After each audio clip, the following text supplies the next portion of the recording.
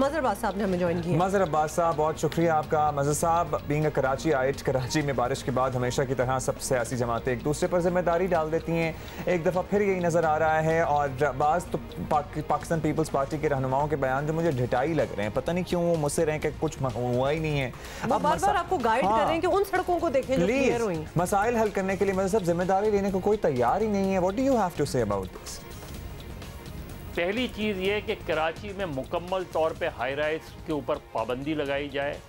उन बिल्डिंगों का सर्वे किया जाए जिन बिल्डिंगों में वाटर कनेक्शंस और इन सारी चीज़ों के NOC के बगैर दिए गए हैं, इन सारे अफसरान को बुला के पूछा जाए। ये सब के सब जिम्मेदार हैं। सिर्फ सियासी हुकूमतें ही नहीं हैं, सिर्फ हुकूमत सिंध नहीं, सिर्फ KMC नहीं, ये सारे ऊपर से लेके नीचे तक एक कार्टेल बना हुआ है। और जब भी तबाही आती है कराची में, इन अफसरान की बाँछें खुल जाती हैं। इसलिए कि अभी आप देख लें, नालों की सफाई के लिए 1 अरब 20 करोड़ रुपए खर्च भी हो गए होंगे। ज़रा मालूम तो करें कि कितने नालों की सफाई हुई है। अगर नालों की सफाई हुई है तो ये पानी बाहर कैसे आ रहा है?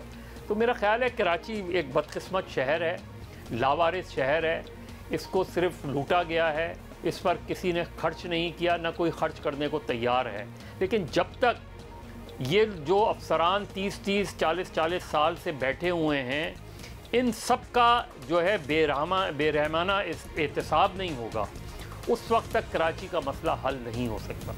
तो सब उदास हो जाता है दिल जब इस किस्म की बातें सुनते हैं कि शहर जो है वो ओवरफ्लो हो रहा है विद पीपल, और इतने ज़्यादा लोग, इतनी ज़्यादा अपॉर्चुनिटीज़, इतना कुछ है इधर, लेकिन बिल्कुल एज यू सेड एक लावारिस शहर है।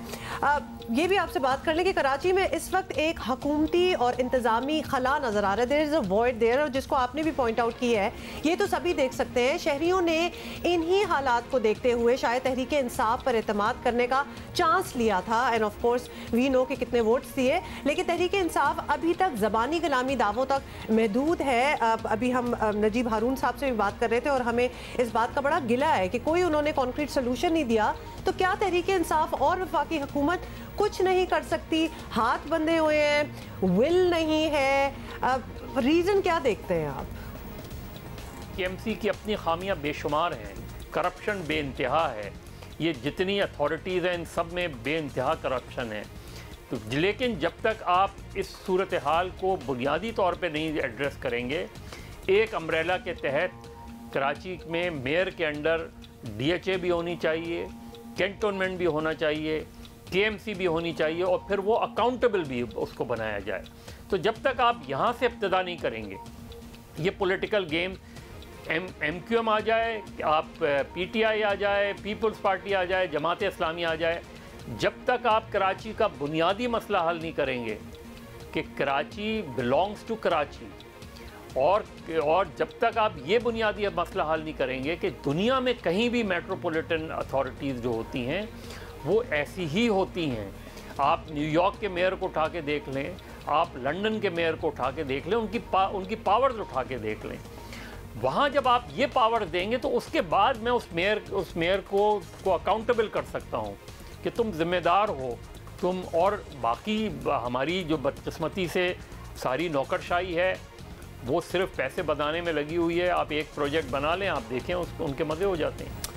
बहुत शुक्रिया आपका मज़हर साहब, बहुत शुक्रिया। दिल खून के आंसू हो रहा है शहर की सूरत हाल देख के, और ऐसे में ना बयानबाजी आवाम को खुश नहीं करेगी। इसमें हल ये होना चाहिए कि तमाम स्टेक होल्डर्स कराची के एक मेज़ पर आएँ, एक प्रेस कॉन्फ्रेंस करें, कहें जी हम जिम्मेदार हैं, हमने कुछ नहीं किया, हम माफ़ी मांगते हैं कराची के शहरियों से, और अब हम सब मिल के इस शहर की बेहतरी के लिए काम करेंगे। नीयत होनी चाहिए कि हम रिजॉल्व करने आए हैं, नहीं या ना कि एक दूसरे से लड़ाइयाँ और पॉइंट स्कोरिंग और एक दूसरे को ब्लेम करने के लिए नहीं। You have to sit with the intention कि हमने अब इसको ठीक करना है, और अगर हमने ना किया तो कोई नहीं कर पाएगा। खुदा का वास्ता है, कुछ पुराने मनाजिर होंगे, लेकिन कल के जो मनाजिर है ना वो काफ़ी हैं पुराने मनाजिर आउट करके नए मनाजिर दिखाने के लिए। जो कल शहर का हाल हुआ है, बदतरीन हाल रहा है। और एक और बात, लियारी नदी माशाल्लाह वहाँ पे अर्बन फॉरेस्टिंग का प्लान था, बड़ा अच्छा मंसूबा था, लेकिन मेरी भी कुछ एक्सपर्ट से बात हुई, उन्होंने कहा जी क्या ये बोगस आइडिया था लियारी नदी पे पौधे और दरख्त और जंगल उगाने का, क्योंकि इट इज़ अ नदी।